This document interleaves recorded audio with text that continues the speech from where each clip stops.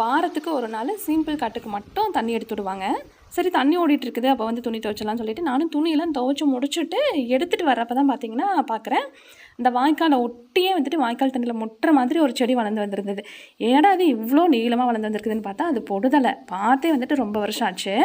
இத்தனை நாளாக வந்துட்டு மழை இல்லாதங்காட்டி அது அப்படியே இருந்திருக்குது. மழை பெய்யங்காட்டி பார்த்திங்கன்னா நல்லா பல காலமாக மண்ணுக்குள்ளே இருந்த விதையெல்லாம் நல்லா முளைச்சி வர ஆரம்பிச்சிருச்சு. சுற்றி சுற்றி பார்க்குறேன், அத்தனையும் பொடுதலை தான். அவ்வளோ நீளமாக வளர்ந்துருக்குது. செடியும் பார்த்திங்கன்னா அவ்வளோ பல பலன்னு இருக்குது. இந்த பொடுதலையை வந்துட்டு நாங்கள் அப்படியே துவையெல்லாம் அரைச்சி சாப்பிடுவோம். அப்புறம் தேங்காய் நிலையெல்லாம் போட்டு காய்ச்சிட்டோன்னா தலையில் வந்துட்டு பொடுகு வராதுன்னு சொல்லுவாங்க. அப்படியே இந்த பக்கம் பார்த்திங்கன்னா சுண்டைக்காய் செடியிலையும் வந்து கொஞ்சம் காயெல்லாம் இருந்துச்சு. அதுவும் தானாக வந்தது தான். நிறைய வந்துட்டால் வந்து பெருசாக வளர்ந்துட்டாலும் நம்மளால் பிடுங்க முடியாதுன்னு சின்னதுலேயே வந்துட்டு கொஞ்சம் பிடுங்கி விட்டுறது, 1-2 மட்டும் வச்சுக்கிறது. பக்கத்தில் பார்த்திங்கன்னா இந்த மஞ்சள் கரிசலாங்கண்ணி ஊனி விட்டுருந்தேன். அதுவுமே இந்த மலைக்கு வந்துட்டு நல்லா தலை தலைன்னு தலைஞ்சு வந்துருந்துச்சு.